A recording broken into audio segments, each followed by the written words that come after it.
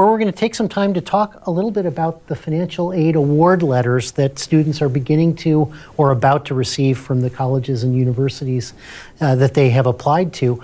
This is an important topic. We get lots of questions about these because no two letters look exactly the same. Every institution of higher education presents that information differently, and you're getting information about the grants and scholarships that you might receive, but also the student loans that people may be recommending that you take out.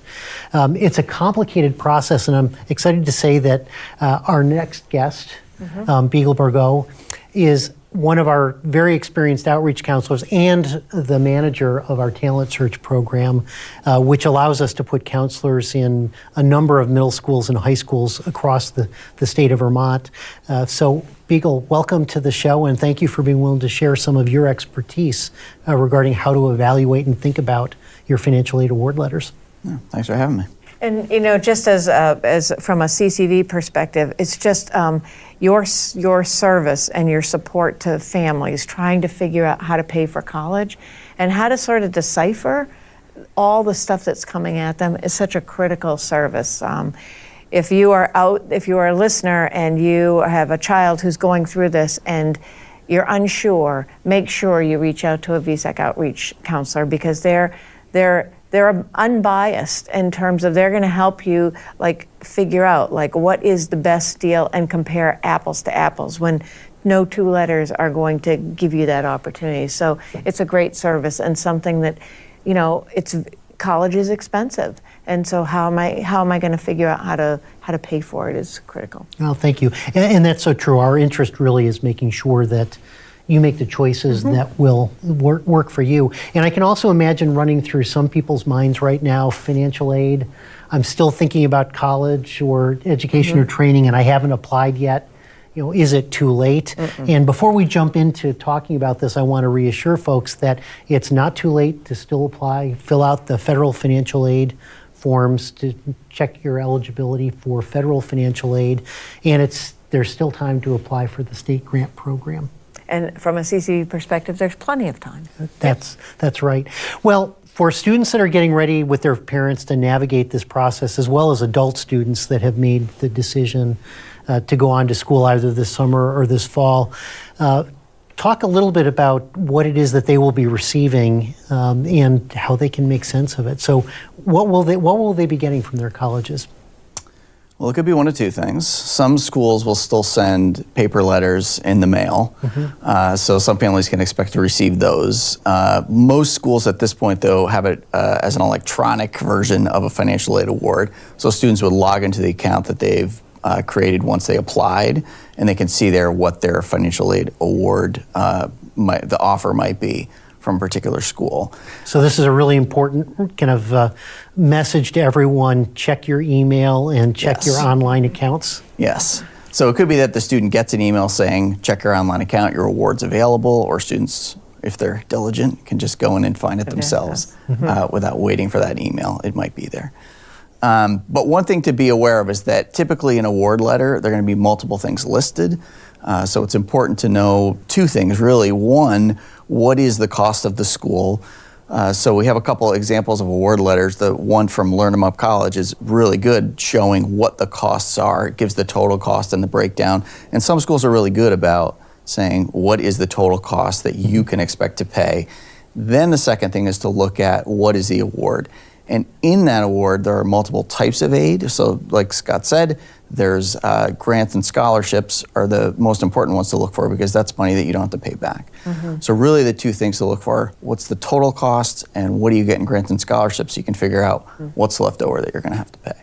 Yeah, and that's a really important point because sometimes we'll hear people talk about the size of the scholarship they got without talking about what that net cost is. Right. You want to talk a little bit about your experience that way? Yeah, so the net cost is a term that financial aid offices at colleges will refer to, and that is that total cost minus any grants and scholarships. That's really the key number, because maybe you get a great scholarship from a particular school, but if the cost is really high, then the amount you have to pay is still going to be large. So it's just important to know what is it that you're getting. Now, I know we're going to be showing some examples of some financial aid of letters, kind of on the web. What kind of tips do you have for families as they're taking a look at these letters? Well, first of all, try to understand what's in there. It can be confusing because if there are multiple lines on this award, it may say something that is unclear. Is it a scholarship or a grant or a loan? If you don't know, it's important to be in touch with the financial aid office. Sometimes it's really clear, great, this is a scholarship, but there might be a condition on that. So students might have to maintain a certain grade point average. So if there's a scholarship, you want to know, well, what do I need to do to get that and to maintain it into the future?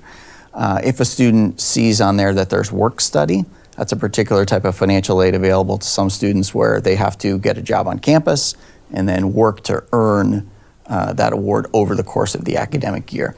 So that's important because it may not be available to pay your bill at the beginning of the year or the beginning of the semester. So there's a timing issue there. The other thing that we sometimes hear about is when you're looking at those grants or those scholarships, are they renewable or are they kind of one-time awards? Can you talk a little bit about that? Well, again, some schools are really great about showing whether something's renewable, if you can continue to keep that year after year. And other schools, it's unclear. So it's just really important to check with the school to find out if it's an award that comes from the school directly, such as a merit scholarship, can you get that again in the following year? For federal and financial aid and the Vermont State Grant, those are potentially renewable, but you do have to reapply every year because it does depend on your family's financial circumstances. So for families whose financial circumstances change very little, then they're going to be likely eligible for a similar award in the future. But if a family's financial situation changes quite a bit, or their family situation in general changes, then they might be eligible for more or less in future years. So those are really two important things to remember. One is if you see a scholarship from the university, it's important maybe to check and see whether or not this is going to be offered just for this first year or whether or not it will be made available to you for each of the next 2 or 4 years that you are in school. That way. And then that reminder that you've applied for aid, but for particularly the federal and the state aid, that you're going to need to reapply the following year, and that's something that we need to make sure stays on top of mind. Exactly. Beagle, one of the things I'm hearing you say, and I just want to ask if it's okay, is I'm hearing you say if you get a letter from a school and you have questions, it's all right to call the financial aid office of that college. It is. And in fact, most schools expect that they will be getting calls from students or from parents to ask. So I don't have to try and figure it out myself. If I have questions, I can call. And is that something you recommend? Definitely recommend doing it. If you're unclear what's on the financial aid award offer, then call and get clarification. There may be information if it's an award that's online. Sometimes there's a help section on there that's really clear. And it says, here's what this is a loan or this is a scholarship or whatever it might be. But if it is unclear, then reach out and ask the financial aid office for help. What happens if I get a letter and this is the school my son or daughter really wants to go to, and it's not enough? Is there any recourse? Or is there anything you would recommend? Well, it's always helpful to talk to the financial aid office again. So if you get an award and it looks like, I really would like to go here, I'm not sure this is affordable, it's worth calling and finding out, is there anything that you can do? Can you offer any more? And some schools will say no, and some schools might consider that depending on the interest of the student and how much they want that student to go there. So it's not necessarily a negotiation, but it's worth asking if there's more that they can offer.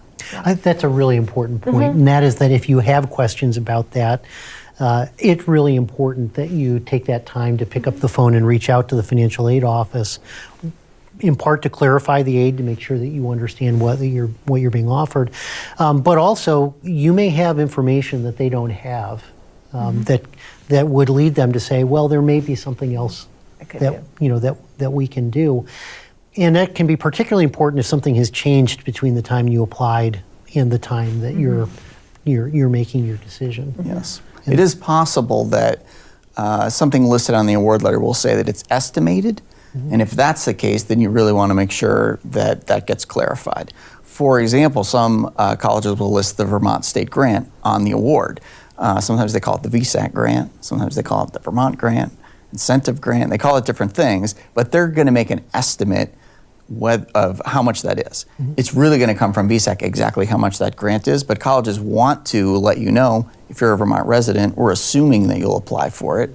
Not all schools will do this, but some will. So if anything that says estimated, you just want to make sure that you clarify what will it really be in the end. That's a really great point. And on the other side of this, one of the questions we get, I'm looking at my award letter and there's work study and or student loans. Do I have to take what the school offers me? That's a good question. You don't have to take any of the award, actually. You could turn it all down. Schools will assume if it's a grant or scholarship, you're going to say yes. But you may have to take an extra step for work study or for loans. So on the other financial aid award letter, Onion River, it says on there that there's a form you have to fill out. So some schools will say to accept or decline any of this award, please fill this form out, or it's a simple checkbox if it's an electronic version of the award. So you can say, I don't want work study at all, I don't want a loan at all, or you could say, I only need a part of the loan that's being offered and not all of it. Now, I think importantly, as we head into this period where there are, lots of pressures on students. It's the end of the year. They're getting ready to graduate. If they're high school seniors, if they're college students, they're still looking at some of these same questions. Are there deadlines that you need to meet that you need to be aware of? When it comes to the financial aid award, typically the school's going to set a deadline. Usually it's accepted by when you're saying, yes, I plan to enroll at your school. So often that's May 1st, but not always. If it's a different school, like CCV, doesn't necessarily have that same deadline. Yeah. So if there is a deadline, typically it's May 1st or another date, just check with the school. It should be clear on the award, but if it's not, then you want to make sure you meet that deadline. So that's really important to remember, that just because you've gotten the award letter and you've said kind of yes to the school that you're going to be attending, there may be an additional step that you need to take to make sure that you've actually accepted the aid that they have offered. Yes. So that's really important for our families to remember. And then Beagle, kind of last, we talked about the role that the financial aid officers can play. But maybe I'm comparing financial aid awards from 2 or 3 different schools, and I've got questions and I'm trying to make sense of it. Are there other resources that families can draw on to help them navigate this? Well, families can reach out to VSAC. So you can either call or use our website. There are plenty of resources on there, and sometimes that's really helpful just to comb through the information about financial aid that's on there.